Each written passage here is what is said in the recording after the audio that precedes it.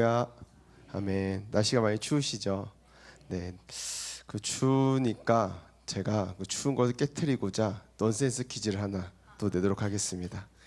이번 넌센스 퀴즈는요, 약간 이야기가 있는 넌센스 퀴즈입니다.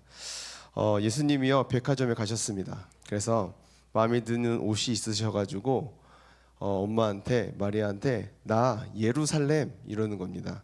그래서 그 예수님의 엄마가 종업원한테 저희 여기 옷 10 사이즈 좀 주세요라고 말했습니다. 그래서 예수님이 그 사이즈 옷을 받고 옷을 입으셨는데 예수님께서 뭐라고 말씀을 하셨을까요? 십자가.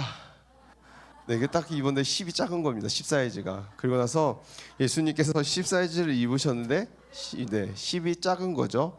그리고 나서 예수님께서 어떻게 하셨을까요? 지저스. 네, 알겠습니다. 네, 분위기가 조금 좋아졌죠. 네, 그러면 말씀 나누도록 하겠습니다. 네, 성도 여러분, 역사 의식이라는 말이 있죠. 지나간 역사를 되돌아보고 기억할 줄 안다는 것입니다. 이런 말도 있지 않습니까? 역사를 모르는 민족에게 뭐도 없다라고 합니까? 네, 미래도 없다. 역사를 기억하고 성찰해야 그 안에서 더 나은 미래를 선택하고 행동할 수 있다라는 것입니다. 믿는 자들에게도 이런 역사 의식은요, 참 중요한 것 같습니다. 성경 자체가 하나님의 역사, 하나님의 히스토리를 기록한 책이죠. 기독교 신앙은 어떤 추상적인 것에 근거를 두는 것이 아니라 2000년 전 나사렛 사람 예수님의 삶과 죽음과 부활이라는 그 역사에 뿌리를 내리고 있습니다. 예수님도 다시 오실 때까지 예수님이 행하신 일을 기억하라라고 말씀을 하셨죠. 우리가 기억하는 하나님의 역사는 단지 과거의 일이 아닙니다. 그 역사는 결국 예수 그리스도의 십자가와 부활에서 정점에 이르렀고 그리스도 안에서 우리의 과거와 현재와 미래가 하나로 연결됩니다. 그런 의미에서 우리의 신앙에 있어서도 역사 의식을 갖는 것이 참 중요하겠죠. 네, 오늘 이스라엘 백성들도 하나님의 역사 앞에 자신들을 비춰보고 있습니다. 일곱째 달 첫날에 그들은 수문학 광장에서요 큰 말씀 집회를 열었고 그 집회는요 일주일 동안 계속되었습니다. 그 시간 동안 그들은요 말씀이 주는 기쁨과 회개와 회복을 맛보았습니다. 이제 같은 달 24일 되었을 때 그들은 깊은 회개의 자리로 나아갑니다. 모든 백성들이여 굵은 베옷을 입고 머리에는 죄를 뒤집었습니다. 이것은 자신을 낮추는 겸손의 표지입니다. 나 4분의 1 동안은 하나님의 율법의 책을 낭독하고 또 나 4분의 1은 자기들의 죄를 자복하고 하나님께 경배한 시간을 갖습니다. 네, 바로 이 자리에서 레위 사람들이 일어나서 하나님의 긴 역사를 되돌아보는 그런 시간을 갖죠. 그것이 이 느헤미야 9장 전체에 기록이 되어 있는 말씀입니다. 네, 이 느헤미야 9장 전체를 보면요 구약 성경의 모든 역사가 이 한 장에 다 압축되어 요약이 되어 있습니다. 어쩌면 이 느헤미야 9장 자체가 하나의 역사 회고록이라고 할 수 있습니다. 그들은 하나님의 창조 때부터 아브라함 시대, 모세의 시대, 그리고 광야와 가나안의 시대를 지나서 지금 자신들의 역사까지를 깊게 되짚어 보고 있는 것입니다.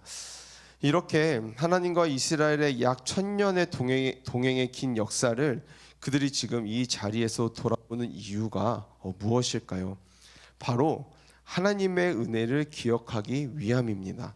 하나님의 역사를 돌아보는 가운데 하나님이 그들과 어떻게 동행을 하셨는지 그 은혜를 그들은 기억하고 또 바라보게 되는 것입니다.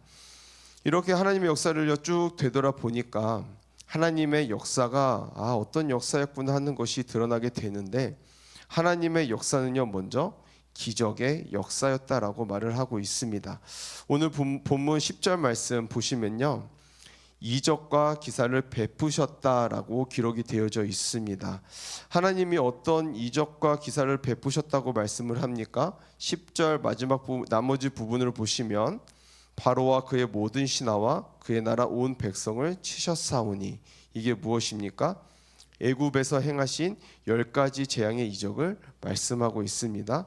또 11절 말씀을 보시면요 또 주께서 우리 조상들 앞에서 바다를 갈라지게 하사 그들이 바다 가운데 육지같이 통과하게 하시고, 그러니까 이거는 무엇을 말하는 겁니까? 홍해의 기적을 말씀하고 있는 것이죠.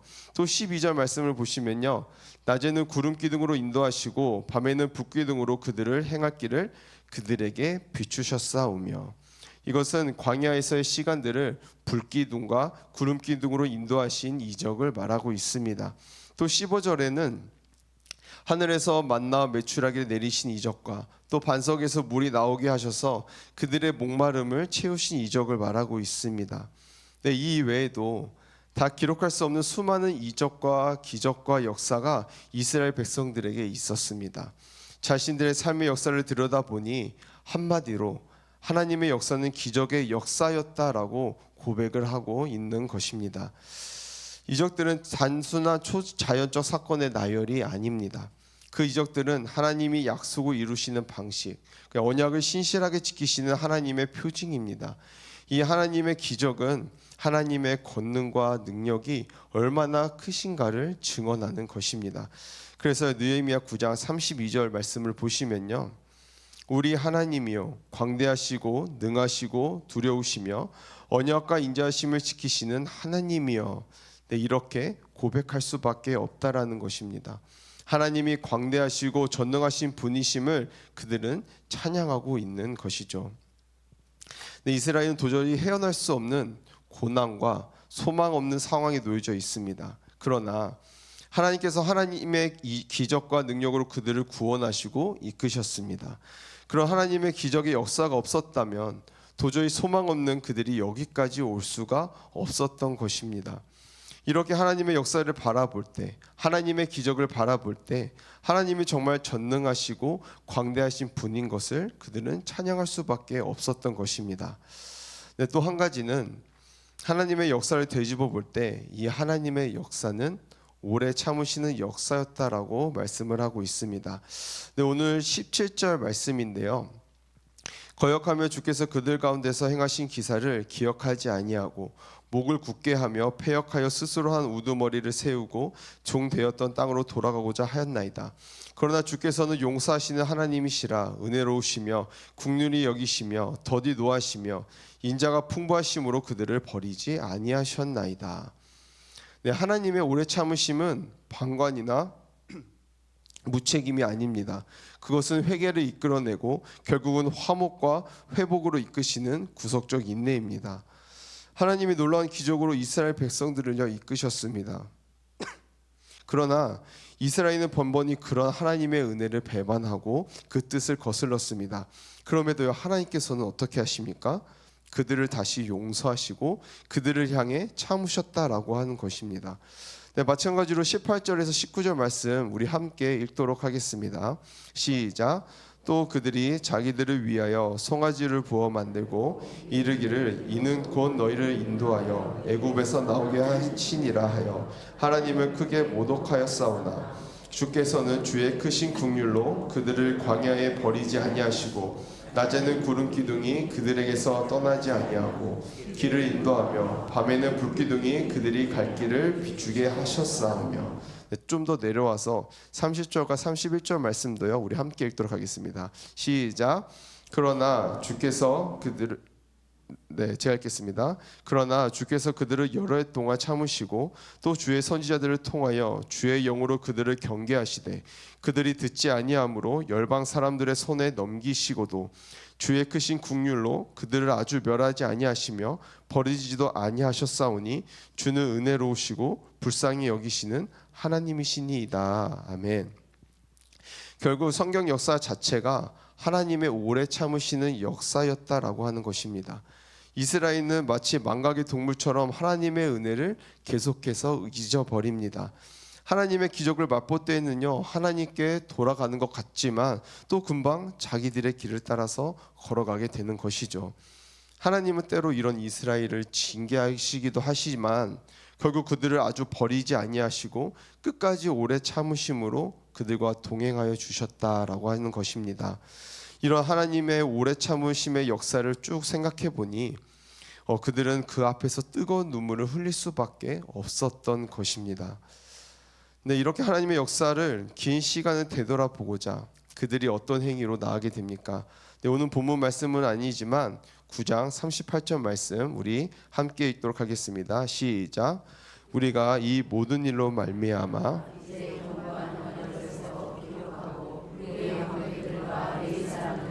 제사장들이 다 인봉하나이다 하였느니라. 아멘. 그들은 하나님의 언약을 새롭게 맺고 그것을 지키기로 결심을 합니다. 여기서 인봉을 하였다라는 것은 어떤 말이냐면 그 언약이 외부의 힘에 침투당하지 아니하도록 굳게 지키겠습니다라고 하는 다짐인 것입니다. 그들이 이렇게 회개하고 또 언약 앞에서 새롭게 헌신할 수 있었던 것은 그들의 양심이나 의지로부터 나온 것이 아니었습니다.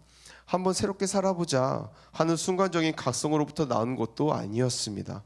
바로 하나님의 은혜의 역사를 깊이 생각할 때 그들의 삶 가운데 오랜 시간 동안 동행하신 그 하나님의 신실한 역사 앞에 그들이 머물러 설 때 그들의 마음 깊은 곳으로부터 회개와 결단이 일어날 수 있었다라고 하는 것입니다. 여러분, 우리가 결단하고 결심하는 것이요 어디로부터 나옵니까? 바로 하나님의 은혜의 역사를 바라보고 기억할 때 나오는 것입니다.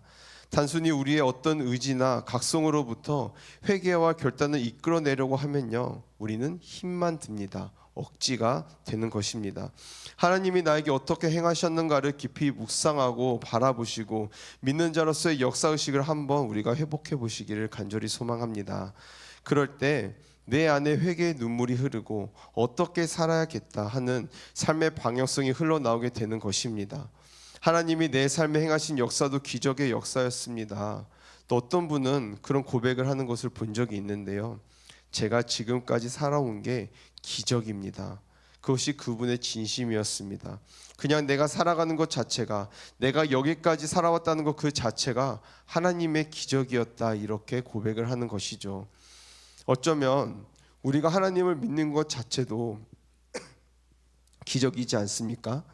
보이는 것조차 믿기가 힘든 세상인데 딥페이크가 악용되고 있다, 그런 뉴스들 많이 보지 않습니까?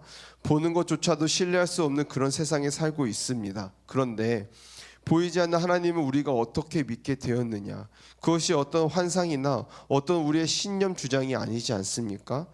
우리가 하나님을 바라볼 때 우리 안에는요 진실한 눈물이 흐르고 또 그분으로 인하여서 세상이 줄 수 없는 평안을 우리는 깊이 맛을 봅니다. 여러분, 그런 믿음이 어디서 왔습니까? 바로 성령님께서 우리 안에 행하신 기적의 역사입니다.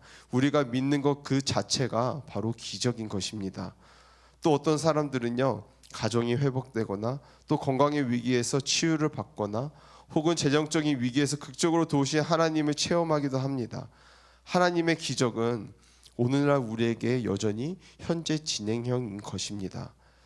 네, 성도 여러분, 우리를 향하신 하나님의 역사는요 또한 오래 참으시는 역사였습니다. 네, 우리가 오래 참는다는 게 얼마나 어렵습니까? 네, 너무 어렵죠. 상대방이 나를 기분 나쁘게 하면 우리 마음에 즉각적으로 어떤 생각이 듭니까? 내가 저 사람한테 당했으니 나도 꼭 한번 다 갚아줘야겠다, 이런 생각이 들지 않습니까? 또 내가 믿었던 사람에게 실망감을 느끼거나 또 어떤 그 사람의 행위가 나의 배신감으로 다가올 때 우리는 그것을 용납하고 참기보다는 그냥 차라리 저 사람하고 적당한 거리를 두고 저 사람하고 더 이상 관계하면서 살면 안 되겠다, 그런 생각으로 우리의 마음을 금방 접어버리지 않습니까? 관계 속에서 우리가 오래 참는다는 게 얼마나 어렵습니까? 사실 내가 하나님께 행했다는 것은요 그보다 더한 배신과 무례였습니다. 바로 어제 하나님이 우리에게 은혜를 주셨는데 오늘 우리는 그 은혜에 눈 감아버리고 하나님이 없는 것처럼 행할 때가 얼마나 많습니까? 그리고 우리가 없는 존재처럼 다른 사람에게 무시당할 때 어떻습니까? 굉장히 기분 나쁘죠. 근데 우리는 하나님이 마치 없는 존재처럼 하나님을 무시하며 살 때가 얼마나 많느냐라는 것입니다. 하나님이 말씀을 경솔히 여기고 내 지혜와 지식이 그보다 높은 것처럼 교만하게 행할 때가 우리가 얼마나 많았을까요?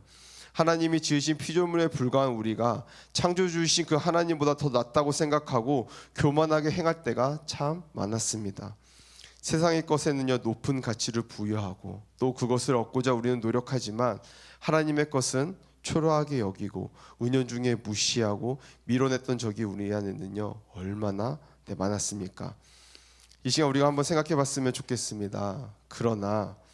그럼에도 불구하고 하나님이 우리를 오래 참아주셨다라는 것, 만약 하나님이 참지 않으셨다면 이 관계는 진작 끝나고도 남을 관계입니다. 우리가 오늘 이 자리에 있다는 것 자체가 하나님의 오래 참으심의 증거입니다. 오늘 우리가 여전히 하나님과 이 관계를 유지하고 있다는 것 그 자체가 하나님이 우리를 긍휼히 여겨주시고 매번 우리를 용서하시고 기다려 주셨다라고 하는 표지인 것입니다. 우린 이러한 하나님의 역사를 깊이 한번 묵상해 봐야 하는 것입니다. 네, 성도 여러분, 기억을 잃어버린 세대라고 하지 않습니까? 그냥 현재에 충실하면서 살자라고 말하지 않습니까? 역사의 뿌리가 단절된 세대가 오늘날의 세대다라고 말하기도 합니다. 그러나 우리는 믿는 자로서의 역사의식을 회복해야 합니다. 가끔 내 삶에 일하신 하나님의 역사를 한번 긴 시간 동안 충분히 생각해 보시고 천천히 되새겨 보십시오. 그럴 때 눈물이 날 때가 많습니다. 관계의 깊이는요 시간의 깊이이지 않습니까? 오랜 시간 동안 동행해 주신 그 시간의 깊이를 한번 우리가 생각해 봤으면 좋겠습니다. 그러면 하나님과 내 삶의 관계가 얼마나 소중한 것인지 우리는 이해하게 되고 고백하게 돼요. 그런 믿는 자의 역사의식을 가질 때 우리 안에 그저 눈물이 흐르고 참 감사하다, 참 부끄럽다 그런 고백이 흘러나오게 되는 것입니다. 거기로부터 우리의 회개와 결단과 새 삶이 시작되어지는 것입니다. 역사를 잊은 백성에게 미래가 없는 것입니다. 그러나 역사를 개혁할 때 우리는 새로운 소망을, 새로운 미래를 기대할 수 있는 것입니다. 네, 그러면 우리가 이렇게 믿음의 역사의식을 가지기 위해서 어떻게 해야 될까요? 두 가지로 말씀을 드리고 싶은데요. 첫째는 내가 이전에 어떤 존재였는지를 기억하는 것입니다. 디모데전서 1장 13절에서 14절 말씀 우리 함께 읽도록 하겠습니다. 시작. 내가 전에는 비방자요 박해자요 폭행자였으나 도리어 긍휼을 입은 것은 내가 믿지 아니할 때에 알지 못하고 행하였음이라. 우리 주의 은혜가 그리스도 예수 안에 있는 아멘. 네, 내가 전에는 이렇게 말을 하고 있습니다. 이전에 자신이 어떤 존재였는가를 고백하고 있습니다. 이것이 사도 바울의 고백이죠. 사도 바울은 이전에 믿는 자들을 색출해서요 공회에 넘기는 사람이었습니다. 또 스데반이 돌에 맞아 순교할 때 그것을 묵인하고 동조했던 사람이 사도 바울이었습니다. 어쩌면 사도 바울이 있어서요 자신의 과거의 역사는요 부끄럽고 회피하고 싶은 기억이었을 것입니다. 그냥 없는 것처럼 지금의 위대한 사도의 모습과는 너무나도 반대되는 그 모습을 좀 지워버리고 싶은 역사였을 것입니다. 그러나 그는 어떻게 합니까? 지워버리지 않습니다. 도리어 내가 전에는 비방자요 박해자요 폭행자였다라고 말을 합니다. 여러분, 이전의 나를 얼마나 기억하고 있습니까? 현재 내가 누구인지 말해주는 강력한 증거는요 과거의 무엇으로부터 건짐을 받았는가입니다. 왜 그럴까요? 자신이 어떤 존재였는가를 기억할 때 주님의 은혜의 역사가 자신 안에 더 분명히 각인되기 때문인 것입니다. 사도 바울이 내가 전에는 비방자요 박행자요 폭행자였으나 하고 14절에 뭐라고 이야기합니까? 우리 주의 은혜가 넘치도록 풍성하였도다라고 고백을 하고 있습니다. 그러니까 이전에 자신의 존재를 기억할 때 도리어 자기 안에 주의 은혜가 얼마나 풍성한가 뚜렷이 새겨졌다라고 하는 것이죠. 이런 말이 있지 않습니까? 개구리 올챙이 시절 모른다. 그런 것처럼요 사람들은요 쉽게 자기의 과거를요 잊어버립니다. 특별히 과거에 자기의 부끄러웠던 수치스러웠던 그 모습을 그냥 덮어버리고 부정해 버리려고 합니다. 왜냐하면 지금의 나와 이제 비추어서 너무 부끄럽게 느껴지기 때문인 것이죠. 그래서 우리 막 이불킥 한다고 그러지 않습니까? 저도 얼마나 이불킥을 많이 해본지 모르겠습니다. 그런데 우리는요 그것을 그냥 망각해 버리고 없는 것인 마냥 내 안에 부정해 버린다라고 하는 것이죠. 여러분, 내가 이전에 어떤 사람이었는지 잘 기억해야 합니다. 그때 내가 얼마나 무지하고 교만한 사람이었는가를 기억할 필요가 있습니다. 내가 얼마나 부끄럽고 수치스럽고 수준 이하의 사람이었는가를 기억할 필요가 있습니다. 그렇게 이전에 내가 어떤 존재였는지를 기억하고 있지 않을 때, 그래도 나를 이 정도까지 바꾸어 주신, 그래도 나를 이 정도까지 만들어 주신 그 하나님의 은혜를 바라볼 수 있다라는 것입니다. 이게 사실인지 정확히 확인되지 않는 이야기지만요, 다윗은 왕이 된 이후에도요, 자신이 양치기 시절 때 입었던 목동의 옷을 버리지 않고 침대 곁에 걸어 두었다라고 합니다. 이게 무슨 말입니까? 자신이 얼마나 낮고 천한 자였는지를 잊지 않으려고 하는 노력인 것입니다. 여러분, 우리도 기억을 해야 됩니다. 내가 어떤 존재였는가를. 그럴 때 우리는요, 지금의 나 된 것이 모두 다 하나님의 은혜였음을 고백할 수밖에 없습니다. 그럴 때 참 눈물이 많이 납니다. 그럴 때 하나님의 은혜가, 그리스도의 은혜가 넘치도록 풍성하였도다. 그렇게 우리는요, 사도 바울과 함께 고백할 수 있게 되는 것이죠. 한 개인의 역사뿐만 아니라 한 민족의 역사도 마찬가지라 생각합니다. 우리의 선교 역사도요, 미국에서 들어온 선교사님들의 헌신과 기도로 그들을 사용하신 하나님의 전적인 은혜로 이루어졌습니다. 우리가 거기에 기여한 것은요, 없습니다. 그런데 어떤 민족주의 사관이라고 하는 이름으로 선교사님들이 들어오기 전에 이미 우리가 다 성경을 들여왔고 우리가 자립하여서 복음 운동을 시작했다, 이런 쪽으로 해석하려고 하는 그런 연구들이 있다라는 것이죠. 물론 부분적으로는 맞는 부분도 있겠죠. 근데 오늘 이 느헤미야 9장에서의 이들은 자신들의 조상들을 미워하거나 포장하지 않았습니다. 도리어 그들이 얼마나 무지했고 하나님의 마음을 거스렸는가를 고백하고 있습니다. 그것은 자신들의 뿌리를 부정하거나 민족을 소중히 여기지 않아서가 아니라, 그럼에도 이 민족을 사랑해 주신 그 하나님의 역사를 바라보기 위함입니다. 이렇게 자신들의 광호를 냉철하게 잊지 않고 그것을 바라볼 때 우리는 미래를 향하여 나갈 수가 있는 것이죠. 성도 여러분, 우리의 민족의 과거 역사는 어땠습니까? 우리나라는 1955년만 해도요, 1인당 국민소득이 아프리카에 가라는 그 가봉보다도 못한 나라였습니다. 그런데요, 불과 반세기 만에요, 이 나라는 전 세계 경제 10위권의 경제 대국으로 성장을 했습니다. 그럼 그것을 세계는요, 한강의 기적이라고 말을 합니다. 그렇지만 우리 믿는 자의 역사의식 안에 그것은요, 이 민족을 사랑해 주시고 이끄신 하나님의 기적입니다. 예를 들어 우리 민족의 복음이 들어오는 것은요, 단순한 우연이 아니었죠. 수많은 이름 없는 선교사와 헌신하는 교회들이 기도로 문을 두드렸습니다. 그들의 기도와 희생이 오늘의 교회와 신앙생활의 토대가 되었음을 잊지 말았으면 좋겠습니다. 하나님의 복음이 이 땅 가운데 들어오고 이 민족의 근대 역사를 열어주고 이끌어왔던 힘입니다. 그래서 이 민족이 여기까지 올 수가 있었던 것입니다.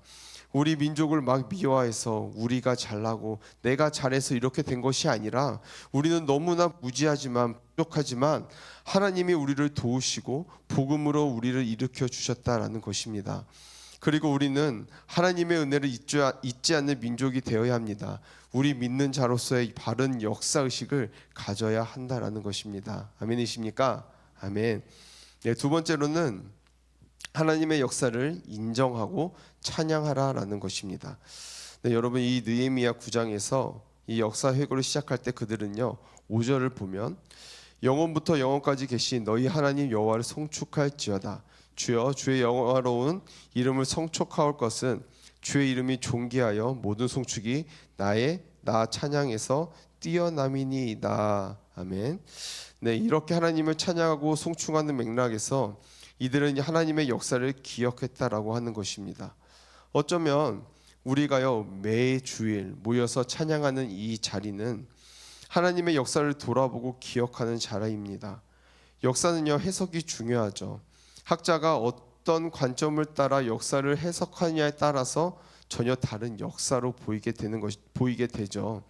찬양하는 자리는, 예배하는 자리는 하나님의 관점을 따라 우리의 삶을 해석하는 자리입니다. 찬양하고 예배하는 그때 하나님과 우리의 역사가 쓰여지고 만들어지는 것입니다. 우리가 예배하지 않고 찬양에 깨어있지 않고 매일매일을 살면 내 삶에 하나님이 어떻게 역사하시는가가 보이지 않습니다. 그냥 살아가는 것입니다. 그러나 진정으로 하나님을 높이고 찬양을 하다 보면 하나님이 내 삶에 이렇게 역사하고 계시는구나 하는 것들이 인정하게 되는 것입니다.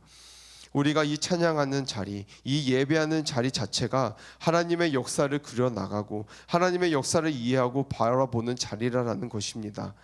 이렇게 의지적으로라도 우리의 마음을 주님께 드리고 하나님께 찬양하고 높여드리는 일이 필요한 것입니다.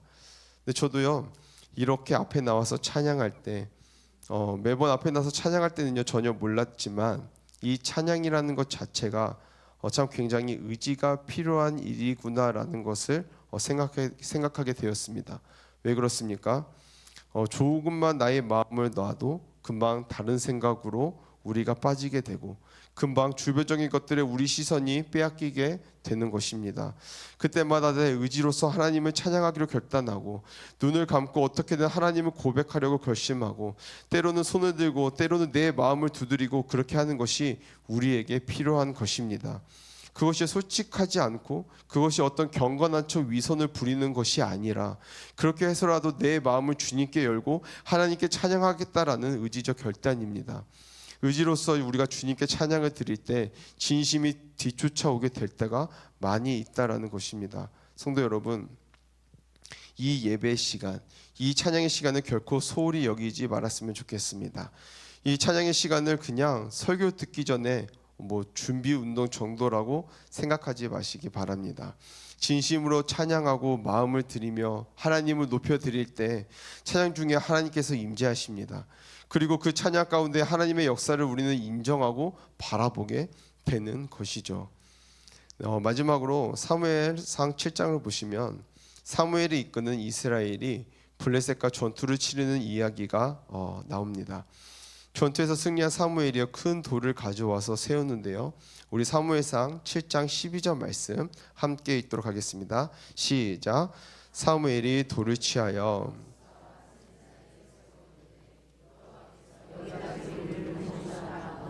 그 이름을 에베네셀이라 하니라. 아멘.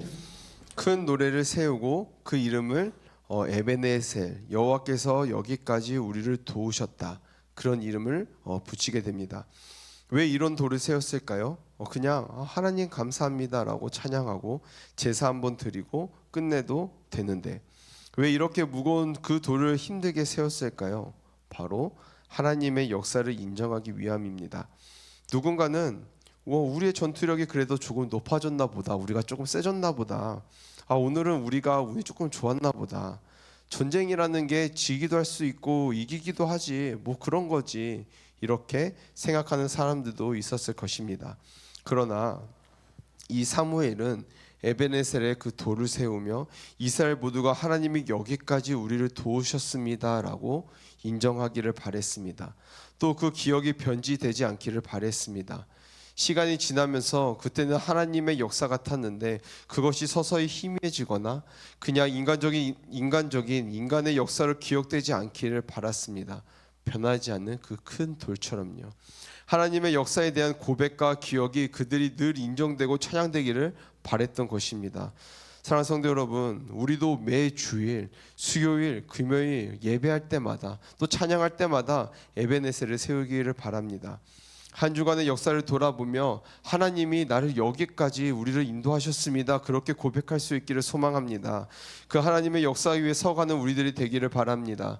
믿는 자로서의 역사의식을 가지고 하나님의 그 신실하심 앞에 회개와 결단으로 나가시는 저와 우리 사랑하는 모든 성도님들이 되기를 주님의 이름으로 축복합니다. 아멘. 우리 시간 함께 찬양하시기를 소망합니다. 주님 다시 오실 때까지 함께 찬송하시겠습니다.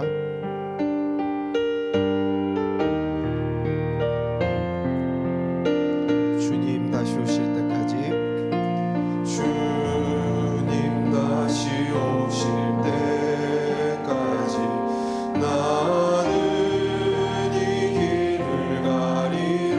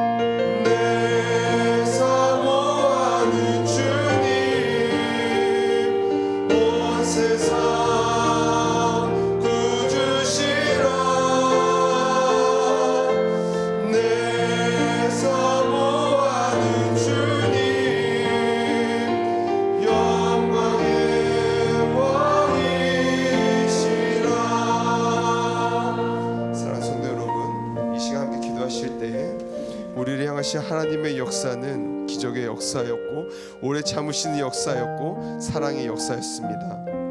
하나님, 긴 시간 동안 우리와 동행하여 주셨습니다. 여러분, 그 시간의 깊이를 한번 더듬어 보시길 소망합니다. 지금 이 순간만 하나님이 현재 역사하시는 것이 아니라 오랫동안 내 과거에 나도 다 기억하지 못하는 그 갈피에 하나님은 그 자리에 계셨습니다. 우리가 하나님의 역사를 우리 안에 좀 바라보고 새기는 시간을 갖기를 원합니다. 이 시간 우리가 함께 기도하실 때에 하나님을 기억하고 바라보시며 이 시간 우리가 함께 기도하며 나아가겠습니다. 우리 함께 기도하며 나아가겠습니다. 사랑하신 하나님 아버지, 오늘도 우리를 이 자리까지 인도해 주신 주님의 손길을 기억하며 나아갑니다. 우리의 걸음을 돌아보면 우리가 잊어버린 시간 속에서도 우리를 붙드셨던 주님의 은혜가 선명하게 떠오릅니다. 우리가 볼 수 없던 그 순간에도, 우리의 마음이 무너졌던 그때에도, 길을 잃고 방황했던 그 시간 속에서도 하나님은 멀리 계시지 않고 늘 우리 인생 가운데에 계셨음을 고백하며 나갑니다. 우리가 기억하는 것보다 더 오래, 우리가 고백하는 것보다 더 깊이 우리를 사랑하시고 기다리시고 인도하신 하나님은 오늘도 우리가 다시 바라봅니다. 우리의 연약함에 불구하고, 우리의 실수와 부족함에도 불구하고 포기하지 않으시고 역사하신 주님 사랑하며 감사합니다. 우리의 마음을 열어 그 신실하신 하나님을 다시 바라보게 하시고, 우리가 지난 모든 시간 속에서도 주님이 어떻게 일하셨는지를 깨닫게 하시고 앞으로 우리와 동행하실 것을 믿게 도와주시옵소서.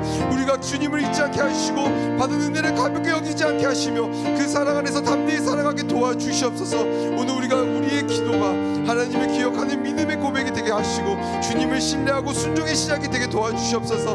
모든 시간을 주님께 올려드리며 우리의 과거도 현재도 미래도 하나님의 손에 맡겨드립니다. 예수 그리스도의 이름으로 기도드립니다. 아멘. 사랑이 많으신 하나님 아버지, 오늘 우리에게 말씀하시고 우리의 마음을 마음을 깨우신 주님께 감사드립니다. 이제 예배를 마치고 돌아가는 그 길에도 주님께서 우리와 동행하여 주시옵소서. 받은 은혜가 흩어지지 않게 하시고 우리의 삶 속에서 열매 맺는 순종으로 이어지게 도와주시옵소서.